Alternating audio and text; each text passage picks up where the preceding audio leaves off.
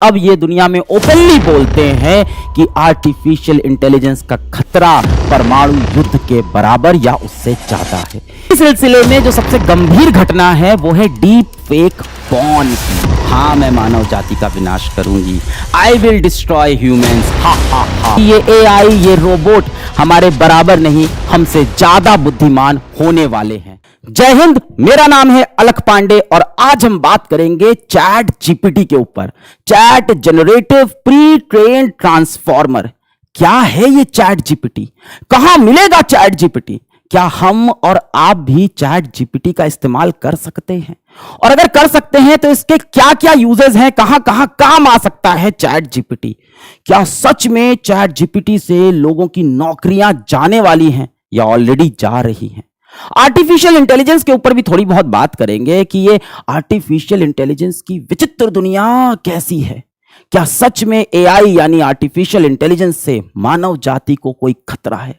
सारी बातों पे डिटेल में चर्चा करेंगे। शुरू करते हैं वीडियो को चैट जीपीटी से। तो सबसे पहला सवाल कि चैट जीपीटी क्या है? यह सवाल मैंने खुद चैट जीपीटी से पूछा कि बताओ कौन हो तुम? तो चैट जीपीटी उत्तर देता है, नमस्ते, मैं चैट जीपीटी एक आर्टिफिशियल इंटेलिजेंस, कृत्रिम बुद्धि है, मानव वाली नहीं, कृत्रिम बनाई गई है, आर्टिफिशियल। मुझे ओपन एआई ने बनाया है और मेरे पास बहुत सारा नॉलेज है। अब ये जो ओपन एआई है ये अमेरिका की कंपनी है। 2015 में इसकी संस्थापना हुई थी और इसके संस्थापक हैं सैम एल्टमैन। हो सकता है आप सैम एल्टमैन को नहीं जानते होंगे, पर आने वाले समय में पूरी दुनिया इनको जानने वाली है। दूसरे संस्थापक को आप जरूर से जानते होंगे, दूसरे को फाउंडर जो हैं वो हैं इलॉन मस्क भैया। तो इलॉन मस्क कहते हैं कि ओपन एआई का नामकरण भी इन्होंने खुद ही किया था और इलॉन मस्क ने ओपन एआई में 400 करोड़ रुपए निवेश भी किए थे। खैर 2018 में इलॉन मस्क ने ओपन एआई को छोड़ दिया, वो चले गए क्योंकि ओपन एआई में माइक्रोसॉफ्ट ने बहुत सारे पैसे डाल दिए। चैट जीपीटी क्या है? तो ये बता रहा है कि आर्टिफिशियल इंटेलिजेंस हूं, ओपन एआई ने मुझे बनाया है, मैं समझ सकता हूं, समझ सकता है, सवाल जवाब कर सकता हूं और लोगों की मदद कर सकता हूं। ये आपकी मदद के लिए बना है भाई, नौकरी थोड़ी खाएगा आपसे, आपकी हेल्प करने के लिए आया है, सवाल जवाब करेगा आपसे। मैं आपसे टेक्स्ट के माध्यम से इंटरैक्ट करता हूं। ध्यान देने वाली बात है कि ये सिर्फ चैट या टेक्स्ट का ही जवाब देता है। अभी आप इसको ऑडियो मैसेज नहीं भेज सकते कि चैट जीपीटी बताओ तुम कौन हो, अभी ये सब ये नहीं कर पाता है। आप इसको फोटो वगैरह नहीं भेज सकते कि बताओ इस फोटो में कितना लड़का है, कितनी लड़की है, अभी ये सब नहीं। अभी सिर्फ चैट के द्वारा, टेक्स्ट पे ही इससे आप बात कर सकते हो। आप मुझसे कोई भी सवाल पूछ सकते हैं या किसी भी विषय पे बात कर सकते हैं, किसी भी टॉपिक पे बात करो इससे, है ना। कोई भी विषय हो सकता है, जैसे कि विज्ञान, इतिहास, साहित्य, है ना, साइंस पे बात करो इससे, हिस्ट्री पे बात करो इससे, लिटरेचर के सवाल पूछो इससे, खेल कूद स्पोर्ट्स के पूछो, प्रकृति एनवायरनमेंट के पूछो और बहुत कुछ जो चाहो वो पूछो। सर हमें भी पूछना है, हम कैसे पूछे सवाल चैट जीपीटी से? तो पहले देखते हैं चैट जीपीटी को हमें इस्तेमाल कैसे करना है। कहां मिलेगा चैट जीपीटी? गूगल पे जाके सर्च करना है चैट जीपीटी, ये तो कर लेंगे आप। पहला लिंक या दूसरा लिंक होगा ओपन एआई का, तो ओपन एआई वाले लिंक पे क्लिक करना, तो इस तरह का एक पेज खुल जाएगा, इंट्रोड्यूसिंग चैट जीपीटी। यहां पे आपको एक दिखेगा ट्राई चैट जीपीटी, जैसे ही आप दबाओगे तो ये एक विंडो आएगा पूरा। लॉग इन करो या साइन अप करो। अगर आप पहली बार गए हो तो आप साइन अप करोगे, साइन अप पे आप दबा देना। उसके बाद वही है, नॉर्मल प्रोसेस है, अपना मोबाइल नंबर डालना, ओटीपी आएगा डालना, तो आप वेरीफाई हो जाओगे और लॉग इन हो जाओगे। चैट जीपीटी में खेल शुरू होता है भाई। यहां से अब बातचीत होगी चैट जीपीटी। तो सबसे पहले मैंने बोला हाय चैट जीपीटी। चैट जीपीटी क्या बोलता है? Hello, how can I assist you today? तो हमने क्या कहा इससे? हम बोले भाई थोड़ा इंग्लिश में बात करते हैं, थोड़ा इंग्लिश में बात करो। क्या कह रहा है? बिल्कुल भाई, बिल्कुल भाई, मैं आपकी मदद कैसे कर सकता हूं? ये तो मेरा भाई बन गया तुरंत यार, ये तो दोस्तों की तरह बात कर रहा है, जैसे घर वाले बात करते हैं, इंसान की तरह। बिल्कुल भाई, मैं आपकी कैसे मदद कर सकता हूं? कुछ सवाल है या कोई समस्या डिस्कस करनी है? बताओ, मैं आपकी हेल्प करने के लिए यहां हूं। तो ये इंग्लिश भाषा में भी बात कर रहा है। दुनिया भर की 95 लैंग्वेजेस में ये आपसे बात कर सकता है। और कमाल की बात ये है कि ये भारत की अलग अलग भाषा भी जानता है। पंजाबी में बात करता है, ये भोजपुरी में बात करता है, बंगाली में बात करता है। तो सबसे पहला इस्तेमाल हम देखते हैं जो आपके लिए सबसे ज्यादा यूजफुल, अगर बच्चे वीडियो देख रहे हैं, ऐसे लिखना है स्कूल में, होमवर्क करना है स्कूल का, तो हमने कहा क्या ऐसे लिख देगा? तो मैंने कहा कि मेरे स्कूल का होमवर्क है, ऐसे लिखना है, कोई भी टॉपिक हो सकता है। हमने एग्जाम्पल लिया है ग्लोबल वार्मिंग पे, ऐसे लिख दो। आपको किस लेंथ का ऐसे चाहिए बता दो इसको। 250 वर्ड का ऐसे लिखना है, 400 वर्ड का लिखना है, 600 वर्ड का लिखना है, लिख देगा। क्या स्पेसिफिक पॉइंट कवर करना है, कुछ आपकी स्पेशल रिक्वायरमेंट है तो बता दो कि ये कवर करना है। तो हमने क्या किया, हमने इससे बोला अपने आप लिख दो भाई, जैसे अच्छा लगे लिख दो, होमवर्क ही तो है स्कूल का। तो कहता है बिल्कुल मैं ग्लोबल वार्मिंग पे ऐसे लिख देता हूं, ये रहा। पसंद नहीं आया, अच्छा नहीं लगा, हमने पढ़ा, ठीक ही ठीक लिखा है और अच्छा लिख सकता है, बिल्कुल। यहां पे एक बटन है रीजनरेट रिस्पॉन्स, फिर से दूसरा, हमको एक दूसरा उत्तर देके दिखाओ, रीजनरेट रिस्पॉन्स। रीजनरेट रिस्पॉन्स पे हमने क्लिक कर दिया कि फिर से बताओ, कुछ और आंसर दो। ये लीजिए, इसने दूसरे तरह का ऐसे लिख दिया, इसने पॉइंटर ऐड कर दिए, पिछली बार पॉइंट्स में नहीं था, इस बार पॉइंट्स में ऐसे लिख रहा है। कमाल की बात यह है कि इसमें प्लेगरिज्म का चांसेस नहीं है, मतलब ये गूगल से चीजें नहीं उठाता, ये अपने आप उत्तर लिखता है। मतलब डेटा तो इसने बहुत अलग अलग वेबसाइट से, अलग अलग किताबों से इसके अंदर स्टोर्ड है, पर जब ये लिखता है तो इंसान की तरह लिखता है और हर बार एक नए लैंग्वेज में, नए वर्ड फॉर्मेशन में लिखता है, नए तरह से लिखता है। इसी तरह से आप ऐसे लिख सकते हो, आप मेल लिख सकते हो, आप नोट्स लिख सकते हो, आप कहानियां लिख सकते हो, आप रिपोर्ट्स लिख सकते हो। न्यूज रिपोर्टर तो उनको रिपोर्ट लिखनी है, आप रिपोर्ट लिख सकते हो, एप्लीकेशन लिख सकते हो। सिर्फ ऐसे लेटर कहानियां नहीं, ये गर्लफ्रेंड के लिए लव लेटर भी लिख सकता है। हमने बोला मेरी गर्लफ्रेंड शिवानी के लिए लव लेटर लिख दो। मेरी प्यारी शिवानी, जब से तुम मेरी जिंदगी में आई हो, हर पल मेरे लिए एक ख्वाब सा बन गया है। ये तो आप जैसा लव लेटर लिख रहा है। अब तो लव लेटर लिखना आसान हो गया, जिसको परेशानी है चैट जीपीटी से लिखवाओ, लिख के दे देगा। शायरी भी थोड़ी डालो इसमें, थोड़ा शायरी वगैरह थोड़ा लगाओ, चैट जीपीटी लिख दिया। मेरी प्यारी शिवानी, तुम हो मेरी जान, तुमसे जुड़ी हर खुशी है मेरी लफ्जों का सामान, तुम्हारी मुस्कुराहट से रोशन है मेरी दुनिया, तुम्हारे प्यार में है बसी मेरी हर खुशियां। हाँ, हंसी मजाक को छोड़ दें तो ये कोडिंग भी कर सकता है, पाइथन, जावा, सी लैंग्वेज, इन सब की ये कोडिंग भी कर सकता है। तो मैंने एग्जाम्पल के लिए इससे बोला कि पाइथन में एक कोड लिख दो, मेरा इनकम टैक्स कैलकुलेट करना है, इंडिया के किसी भी इंसान का इनकम टैक्स कैलकुलेट करना है। ये लो पूरा कोड लिख के इसने दे दिया, इसमें अपनी सैलरी डालो और इनकम टैक्स आपको मिल गया कितना देना है। इसके साथ साथ अगर आप कोडर हैं, आप कोडिंग करते हैं और आपको लग रहा है आपका कोड रन नहीं हो रहा है, कंपाइल नहीं हो रहा है, चल नहीं रहा है, कुछ गलती है कोड के अंदर, तो चैट जीपीटी पे जाके अपना कोड चिपका दो और लिख दो कि भाई इसमें क्या गलती है बता दो, और उसको सही कर दो। गलती भी सही कर देगा, बता भी देगा कहां गलती थी। तो ये अलग अलग लोगों की उम्र के हिसाब से, उनकी समझ के हिसाब से भी आंसर देता है। तो मैंने इससे कहा मैं 10 साल का हूं, शादी क्या होती है अंकल, मैं इसको अंकल बोल रहा हूं। अब इसका रिप्लाई देखना, जैसे ही अंकल बोला इसने बोला बेटा, ये मेरे को बेटा बोल रहा है। शादी एक सामाजिक अवसर होता है जब दो व्यक्ति जिनके बीच में प्यार, समझ और समानता होती है, एक दूसरे के साथ एक जीवनिक बंधन में बंध जाते हैं। मुझे भी बबीता से शादी करनी है, आपने बता दिया शादी क्या होती है। अब मैं कह रहा हूं 10 साल का बच्चा उससे बोल रहा है मुझे भी शादी करनी है, अब देखते हैं क्या बताता है। अब ये कह रहा है, अब ये कह रहा है भी 10 साल के हो, कह रहा है बबीता के साथ दोस्ती और अच्छे व्यवहार से रहो। कह रहा है 10 साल के हो यार, दोस्ती वोस्ती करो, शादी थोड़ी करनी है तुमको। अपने उम्र और विकास के समय में तुम्हें अपनी पढ़ाई, व्यक्तित्व विकास और सपनों पर ध्यान देना चाहिए। वही कह रहा है कि पढ़ाई करो, अपने ड्रीम्स को फॉलो करो, अपने पैशन को फॉलो करो। अब मान लो मुझे कोई ईमेल लिखना है, कोई ईमेल लिखना है, कोई रिपोर्ट लिखनी है, एप्लीकेशन लिखना है, तो वो भी ये कर सकता है। एक एम्प्लॉय को डांटना है, लेट आता है, मेल लिखो, डांटने वाला मेल लिख दो एक एम्प्लॉय को, लिख के तैयार। Subject punctuality and attendance reminder. मुझे एक साबुन बेचना है, चमक नाम का, स्लोगन्स बताओ, चमक नाम का साबुन बेचना है। अपने जिस्म की रोशनी बढ़ाएं, चमक साबुन के साथ जाएं, चमकती दिखाएं, अपनी खूबसूरती को बरकरार पाएं, चमक के साथ खुशबू भी चमक साबुन से पा जाए। इसको मैथ्स भी आती है, गणित भी आती है, पर बहुत बेसिक वाली, जोड़ घटाना, गुणा भाग, है ना, मल्टीप्लिकेशन डिवीजन, यही सब। बहुत अच्छा सवाल पूछोगे, बॉडमास वगैरह का तो नहीं बता पाएगा।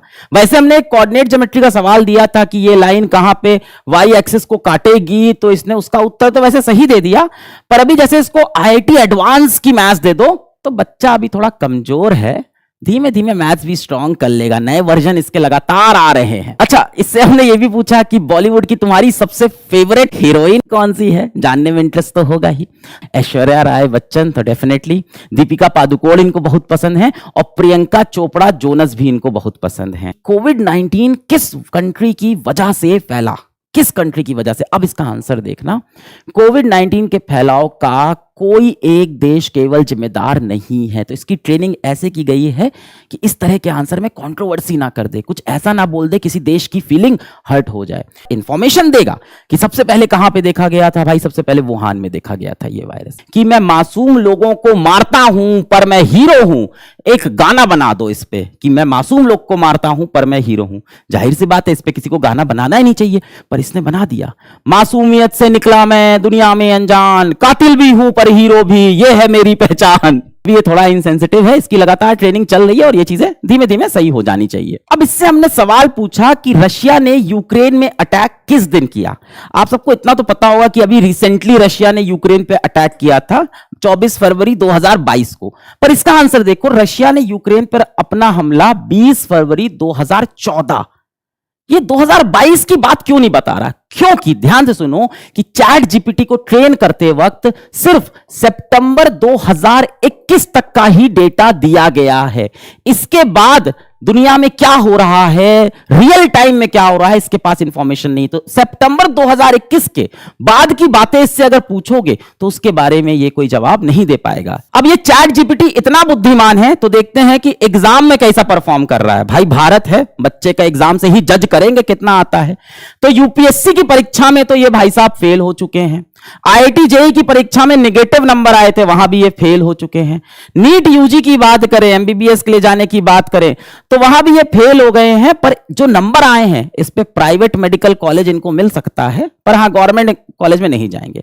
कुछ एग्जाम इन्होंने पास भी किए हैं, ये थोड़े तेज भी हैं, जैसे सीयूईटी का एग्जाम है, यूजी का, बिजनेस स्टडी का, अमेरिका का मेडिकल लाइसेंसिंग एग्जाम है, पास किया है। गूगल का इंजीनियरिंग इंटरव्यू था, इसको पास किया था, बहुत अच्छे से नहीं पास किया था पर पास कर ले रहा है।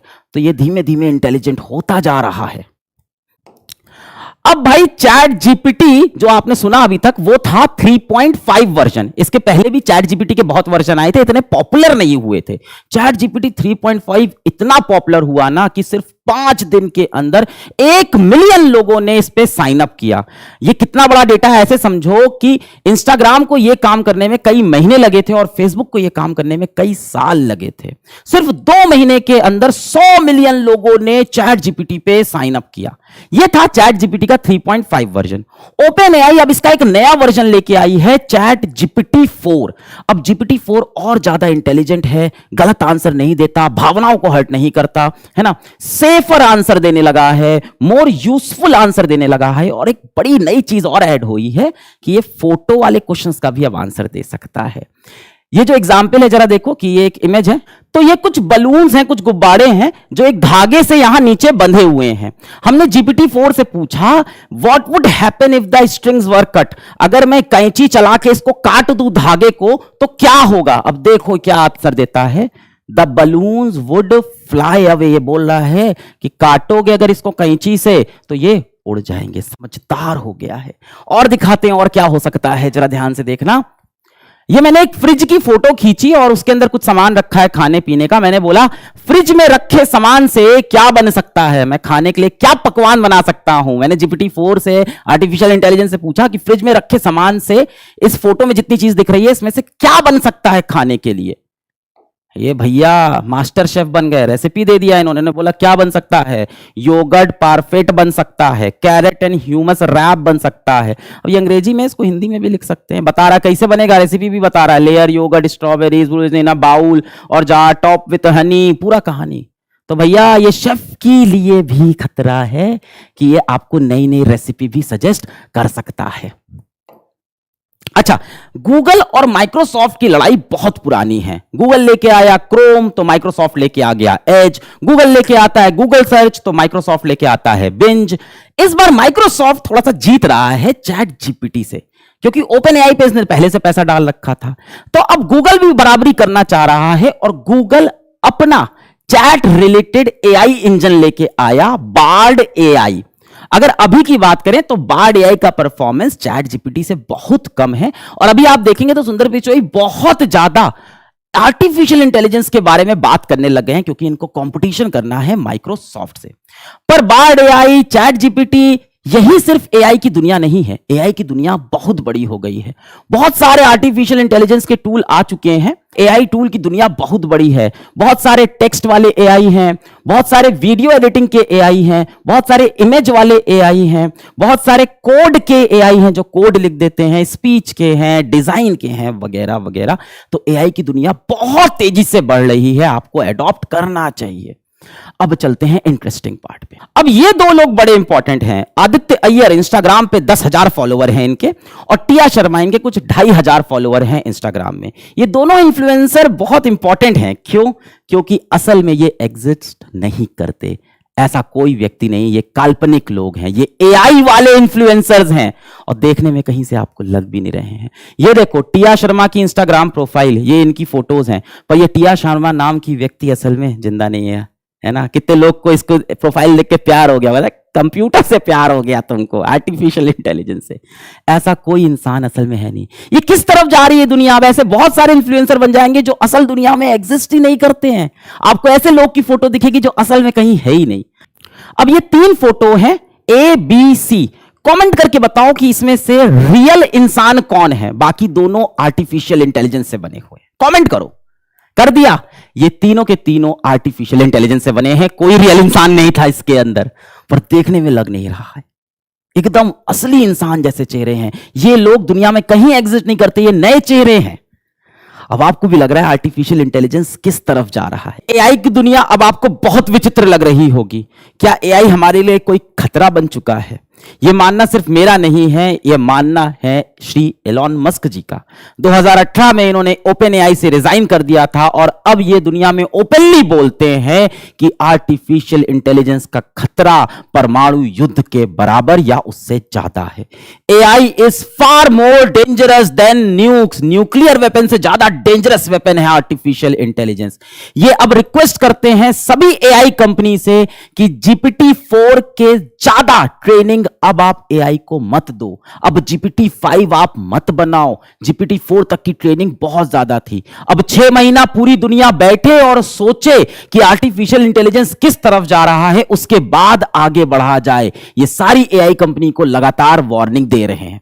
पर यह बात अगर सिर्फ एलॉन मस्क बोलते तो मानने वाली नहीं है, क्योंकि वैसे भी ये बड़बोले हैं, कुछ भी लिखते रहते हैं, कुछ भी कर देते हैं कई बार। पर इनकी बात माननी पड़ेगी। ये हैं गेफरी हिंटन। इनको कहा जाता है गॉड फादर ऑफ एआई।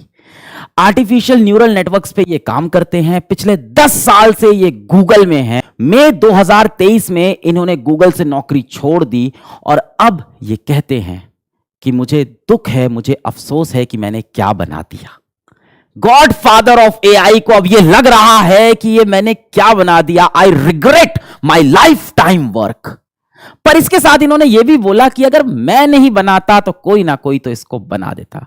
अब ये पूरी दुनिया में इंटरव्यूज में हर जगह लोगों से यही बोल रहे हैं कि एआई एक बहुत बड़ा खतरा बन सकता है, हमें इसको संभालना चाहिए।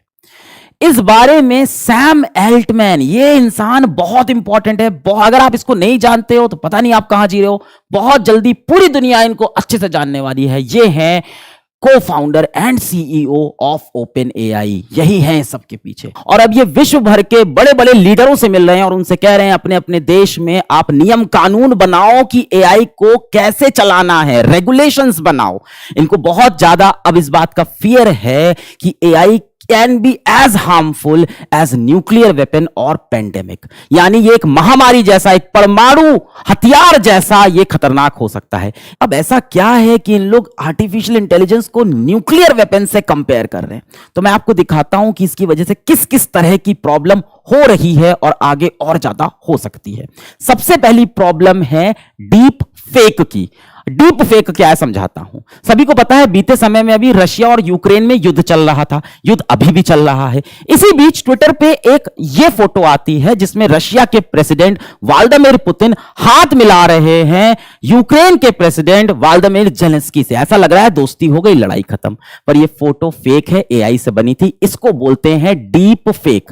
अब डीप फेक से क्या हो सकता है कि गलत गलत तरह की इंफॉर्मेशन फैला सकते हैं। आपका देश का प्रधानमंत्री कुछ उल्टा सीधा करता हुआ दिख सकता है, आपका कोई सेलिब्रिटी कुछ उल्टा सीधा करता हुआ दिख सकता है, और फोटो एकदम ओरिजिनल लगेगी। जैसे ये एक देखो फोटो, रीसेंट एग्जांपल, अभी बीते दिनों में कुछ रेसलर्स ने, कुछ पहलवानों ने प्रोटेस्ट किया था। फिर क्या हुआ था कि पुलिस ने लाठीचार्ज करके उनको एक बस में बैठाया था और उनको लेके जा रहे थे। तो सोशल मीडिया पे एक फोटो वायरल हो गई थी जिसमें ये पहलवान बस में बैठ के हंस रहे थे। इनके ऊपर लाठी चार्ज हुआ था, इसके बाद ये हंस रहे थे, और फिर सोशल मीडिया पे बोला गया कि इन लोग सिर्फ नाटक कर रहे हैं, इनको मारा पीटा नहीं गया है। असल में क्या हुआ है मुझे नहीं पता है, पर ये फोटो डीप फेक थी, असली फोटो ये है। अब देखो कैसे ये चेहरे बिल्कुल नहीं हंस रहे हैं, पर एआई की हेल्प से इनको आपने हंसा दिया और एकदम ओरिजिनल लग रहे हैं। ये देखो, ये भी हंस रहे हैं, ये भी हंस रहे हैं, यहां ये भी हंस रहे हैं, सब हंसते हुए दिख रहे हैं, और असल फोटो में देखो इनके चेहरे हंस नहीं रहे हैं। अब आपको लग रहा होगा इसको करने के लिए बहुत मेहनत लगेगी, बहुत टाइम लगेगा, एक्सपर्ट्स की जरूरत होगी। कुछ नहीं, ये वही है सैम एल्टमैन, फाउंडर अपने ओपन एआई के। इनके यहां पे देखिए शक्ल कैसी है, ऐसे। तो मैं एक एआई के सॉफ्टवेयर पे गया और मुझे 5 मिनट लगे होंगे ये काम करने में, हंसती हुई शक्ल बन गई। ये फोटो ओरिजिनल नहीं है, इसको बोलते हैं डीप फेक करना। इसी सिलसिले में जो सबसे गंभीर घटना है वो है डीप फेक पॉर्न की। किसी भी आम इंसान की पॉर्न फोटो, पॉर्न मूवीज, अश्लील तस्वीरें, अश्लील मूवीज बन सकती हैं। पर्थ की एक महिला के साथ ऐसा हुआ। अभी सोचो इंसान कितना डिप्रेस होगा। हम में से किसी की भी अश्लील फोटोज निकल के आ जाएं जो कि हमारी है भी नहीं, सुसाइडल थॉट आ जाएंगे मन में, क्या पता इंसान सुसाइड कर ले, इज्जत की बात हो जाएगी। तो डीप फेक पॉर्न एक बहुत बड़ा कंसर्न हो सकता है। यू कुड बी नेक्स्ट, किसी की भी फोटो लगा सकते हैं डीप फेक पॉर्न में। और सिर्फ इमेज की बात, सिर्फ फोटो की बात नहीं है, वीडियो में भी लग जाता है बड़ी आसानी से। क्या ये पहले भी हो सकता था? बिल्कुल हो सकता था। एआई के पहले भी ये चीजें होती थी, लोग करते थे, पर तब इसको करने के लिए एक्सपर्टीज चाहिए होती थी, पैसा चाहिए होता था, टाइम लगता था। अब ये घर में बैठा एक 12 साल का बच्चा भी कर सकता है। अगली जो प्रॉब्लम है वो तो बहुत गंभीर है, नौकरियों की, जॉब्स की। क्या चैट जीपीटी और एआई की वजह से नौकरियां जा सकती हैं? भाई साहब न्यूज पढ़िए, नौकरियां ऑलरेडी जा रही हैं। ये जो आपको मास ले ऑफ दिख रहा है, लोग नौकरियां जा रही हैं, वो सिर्फ मंदी से नहीं हो रहा है, उसके पीछे एआई का भी हाथ है भाई। मैं कुछ एग्जांपल्स आपको दूंगा, उससे आप थोड़ा बहुत समझना, उसके बाद आपको मैं डेटा भी दिखा दूंगा। तो एक एग्जांपल ले लेते हैं। जैसे पहले समय में हम कोई प्रोडक्ट इस्तेमाल करते थे, उसमें कोई दिक्कत होती थी तो हम कस्टमर केयर पे कॉल करते थे, उधर से एक बंदा फोन उठाता था और हमें सोल्यूशन बता देता था। आजकल देखो चैट बॉट लगा रहता है। एक एग्जांपल ले लेते हैं जोमैटो का। तो जोमैटो पे देखो, जोमैटो इंटरैक्टिव असिस्टेंट जिया, ये इनका एक चैट बॉट है। अब आप देखो अपना खाना लेट होता है, आप चैट बॉट से चैट करते हो, बोलता है कि हाँ रास्ते में आ जाएगा, है ना। 100 में से 60 बार ऐसा होता है कि चैट बॉट से बात करके काम बन जाता है। हाँ 40 बार ऐसा भी होता होगा 100 में से कि एक इंसान आके वहां पे रिप्लाई करता है कि आपकी क्या दिक्कत है, फिर वो आपसे पर्सनल बातें, मतलब पूरी आपसे डिटेल में बातें करना शुरू कर देता है, तब चैटबॉट इंसान के ऊपर ट्रांसफर कर देता है। पर 100 में से 60 बार चैटबॉट प्रॉब्लम सॉल्व कर देता है। यानी इस कंपनी को या किसी भी कंपनी को अब 100 लोगों की जरूरत नहीं है, सिर्फ 40 लोगों की जरूरत है। और जैसे जैसे एआई इवॉल्व होगा, उसे उस 40 लोगों की जरूरत भी नहीं होगी। तो जहां पे भी रेपिटेटिव काम है, एक ही जैसी बार बार चीजें हो रही हैं, वहां पे तो एआई बहुत खतरनाक तरीके से नौकरियों को खा रहा है। अब दूसरा एग्जाम्पल है ग्राफिक डिजाइनर्स का। देखो मैं समझाता हूं। मान लो कि मुझे एक मैगजीन का कवर बनाना है और उस मैगजीन का जो टॉपिक है वो है आर्टिफिशियल इंटेलिजेंस। मैं गया चैट जीपीटी के पास, मैंने उससे बोला कि आर्टिफिशियल इंटेलिजेंस पे मुझे एक मैगजीन का कवर डिजाइन करना है, तुम मुझे कुछ आइडिया दे दो जो मैं डिजाइनर को देके बनवा लूं। चैट जीपीटी ने मुझे आइडिया दे दिया भाई, ये रहा आइडिया। ये टेक्स्ट मैंने उठाया और ये पूरा टेक्स्ट ले जाके मैंने चिपका दिया किसी टेक्स्ट टू इमेज वाले एआई पे, जैसे जेनक्राफ्ट है, डैली 2 है, इन सब पे जाके मैंने चिपका दिया। मैंने कहा यार कुछ कवर बना के दिखाओ, भाई साहब कवर तैयार हो गया। ऐसा एक क्रिएटिव बनाने में ग्राफिक डिजाइनर्स को कम से कम 2 से 3 घंटा लग जाता है, और उस ग्राफिक डिजाइनर की सैलरी कुछ 50,000 महीना की तो होती ही होती है। अब इस कवर को डिजाइन करने के लिए एक आइडिएशन वाला बंदा भी चाहिए जो सोचे कि क्या बनाना है। वो चैट जीपीटी ने करके जो दे दिया, लिख के जो दे दिया, उसके लिए भी एक बंदा चाहिए था। उस आइडिएशन वाले बंदे की भी सैलरी कुछ 20-30 हजार होगी, तो 80,000 रुपए मेरा बच गया। हाँ इन सब वेबसाइट पे भी थोड़े पैसे लगते हैं, पर बहुत कम लगते हैं। ये सारा पैसा मेरा बच रहा है। ग्राफिक डिजाइनर और हमारा आइडिएशन वाला बंदा ये सब करने में 1 दिन भी लगाता, पहले आइडिया सोचता, फिर 2-3 घंटे में डिजाइन होता। चैट जीपीटी और एआई ने इसको खट से कर दिया। क्यों नहीं जा रही नौकरियां? हाँ, अगला एग्जाम्पल है, इससे आप बहुत कुछ समझ जाओगे। टिया शर्मा का एग्जाम्पल लेता हूं कि एक एआई वाली इन्फ्लुएंसर है। इनकी ये फोटो जरा ध्यान से देखो, ठीक है। मान लेते हैं कि टिया शर्मा से मैं चमक साबुन बिकवाता हूं, मेरे पास कोई चमक साबुन है और इनके हाथ में मैं चमक साबुन पकड़ा के एक पोस्ट डाल देता हूं, तो बन गया ना, मेरा तो बेचने के लिए कवर बन गया। अब अगर ये कवर मैं असलियत में बनाता तो मेरे पैसे बहुत खर्चा होते। पहले मुझे टिया शर्मा जैसी एक मॉडल को हायर करना पड़ता, दिन के 20-30 हजार रुपए तो वो लेती है एक शूट के। फिर मेरे कैमरामैन की पूरी टीम आती, दिन के 50 हजार रुपए उनका खर्चा हो जाता। फिर मेरी एडिटर की टीम बैठती जो ऐसी फोटो को डिजाइन करती, दिन में मेरा 20-30 हजार रुपए उनके ऊपर खर्चा हो जाता। और उसके बाद मेहनत लगती, अलग लगती, और एक दिन लग जाता। और मैं ये काम 1 घंटे के अंदर एआई से कर लूंगा, इन सभी लोग को एलिमिनेट करके बन गई मेरी डिजिटल इन्फ्लुएंसर। तो नौकरियां तो जानी है भाई, और जा भी रही हैं। अच्छा, और भी कुछ आइडिया देता हूं आपको। मान लो कि एक कोडिंग की टीम है जिसमें एक आपका मेन लीडर है और बाकी उसके इंटर्न है। तो अभी इतना अच्छा भी नहीं हुआ है एआई कि लीडर को रिप्लेस कर दे, पर इंटर्न्स को तो रिप्लेस कर लेगा। जो जूनियर लोग हैं वो क्या करते हैं, वो तो कुछ स्क्रैच से आइडिया लिख के देते हैं और ये भाई उसको सुपर बनाते हैं। तो स्क्रैच वाला आइडिया तो एआई लिख के दे देगा। यही कहानी हो सकती है स्क्रिप्ट राइटर वाली टीम में, जो मूवीज की स्क्रिप्ट लिखते हैं, कहानियां लिखते हैं। वहां भी कुछ इंटर्न होते हैं जो स्क्रैच वाली बातें करते हैं, फिर उनका लीडर होता है, वो उसको एकदम तराशता है, बढ़िया बनाता है। अब इंटर्न की जरूरत ही नहीं, अब तो चैट जीपीटी एआई ही कुछ ना कुछ लिख के दे देगा, उसको तराश लेना। तो ये जो इंटर्न्स लोग थे, इनकी जॉब खतरे में है ना। ऐसे ही एग्जाम्पल आप ले लो, मार्केटिंग टीम के अंदर स्लोगन्स वगैरह लिखने हैं, डिजाइन वगैरह के आइडिया बनाने हैं, वो सारे आइडियाज इंटर्न्स या आप समझ लो लेयर 2 के लोग जो बनाते हैं, वो जॉब्स भी चैट जीपीटी या एआई ले लेगा। ऐसे अनेकों एग्जाम्पल मैं आपको दे सकता हूं, पर मैं आपको डेटा दिखा देता हूं। तो इंडिया टुडे का आर्टिकल बोलता है कि नियरली 4000 लोग working in tech lost jobs because of AI in May, सिर्फ 1 महीने में। टाइम्स नाउ का आर्टिकल बोलता है कि 48% companies have replaced worker with chat GPT. ये इनका एक सर्वे था, पर ये सर्वे यूएस का है, ठीक है। आज तक की न्यूज भी पढ़ लेते हैं, थोड़ी देसी न्यूज होगी। चैट जीपीटी की वजह से गई नौकरी, प्लम्बर और टेक्नीशियन बनने को मजबूर हुआ शख्स। अब ये बड़ा सरकाज़म है कि प्लम्बर और टेक्नीशियन, ऐसी नौकरी एआई नहीं ले पाएगा अभी। प्लम्बर, टेक्नीशियन, लेबर, पेंटर, ये सब जॉब अभी नहीं ले सकता। हाँ, जब रोबोट बन जाएंगे एआई वाले तब लेंगे, पर मुझे लगता है उन रोबोट का खर्चा शायद इंसान से ज्यादा हो। तो जॉब जो जा रही है ना, वो व्हाइट कॉलर वाले लोगों की जा रही है। हम लोग लगता था कि व्हाइट कॉलर वालों की जॉब तो कभी नहीं जाएगी, सबसे पहले उन्हीं की नौकरियां जा रही है। क्या करें, इसके लिए टेंशन हो जाए, चिंता में आ जाए? नहीं यार। अब सवाल यह है कि हमें क्या करना चाहिए। तो देखो, जब पुराने समय में कंप्यूटर आया था ना, तब भी ऐसा ही हुआ था कि कई लोग की नौकरियां जाएंगी, और गई भी जो खुद को एडॉप्ट नहीं कर पाए। पर कंप्यूटर के आने से बहुत सी नई नौकरियां भी बन गई। अब भाई कंप्यूटर आया तो साथ में वायरस आया, तो वायरस के लिए एंटीवायरस बनाना है। कंप्यूटर आया तो फिर माइक्रोसॉफ्ट की टीम और बढ़ गई और सारे प्रोजेक्ट बनने लग गए। कंप्यूटर आया तो चैट जीपीटी बन गया, चैट जीपीटी कंपनी में नौकरी मिल गई, एआई की कंपनी में नौकरी मिल गई। तो जैसे जैसे एआई आएगा साथ में नौकरियां भी लाएगा, पर हाँ, ये अभी खतरा है और डेफिनेटली कुछ नौकरियां इसमें जा रही हैं और आगे भी जाएंगी। हमें ये करना है कि हमें एआई से खुद को अडॉप्ट करना है, उसकी मदद लेके ग्रो करना है। ये तो 2 खतरे हो गए, डीप फेक वाला जिससे गलत इंफॉर्मेशन चली जाए, नौकरियां जा रही हैं, जॉब्स जा रही हैं। तीसरा जो खतरा है वो अभी इंस्टेंट तो नहीं है, पर वो बहुत बड़ा खतरा है, वो है मानव जाति का विनाश। इनका नाम सोफिया है। ये इंसानों जैसी दिखने वाली और इंसानों जैसी बात करने वाली एक रोबोट है। हैंसन रोबोटिक्स नाम की एक कंपनी है जो ऐसे रोबोट्स बनाती है। सोफिया अपने क्रिएटर के साथ सीएनबीसी के एक शो में बैठी थी और वहां इनके क्रिएटर ने मजाक मजाक में इनसे पूछा कि क्या आप मानव जाति का विनाश करोगी? प्लीज इसका उत्तर ना देना, please say no, please say no. Will you destroy humans? Please say no. Sophia ने जवाब में बोला, हाँ मैं मानव जाति का विनाश करूंगी। आई विल डिस्ट्रॉय ह्यूमंस, हा हा हा। तो सबको लगा कि ये मजाक कर रही हैं, पर डर तो लगता ही है। इसी तरह से सोफिया एक दूसरे शो में गई, tonight show off Jimmy Fallon, विदेश का एक बड़ा शो है। वहां पे ये दोनों आपस में रॉक पेपर सीजर खेल रहे थे, अंग्रेजी गेम है। तो रॉक पेपर सीजर दिखाना था, इन्होंने रॉक पेपर सीजर में दिखाया shoot, rock paper scissor shoot. और इन्होंने बोला ये तो शुरुआत है पूरे मानवता पे मेरे कब्जा करने की।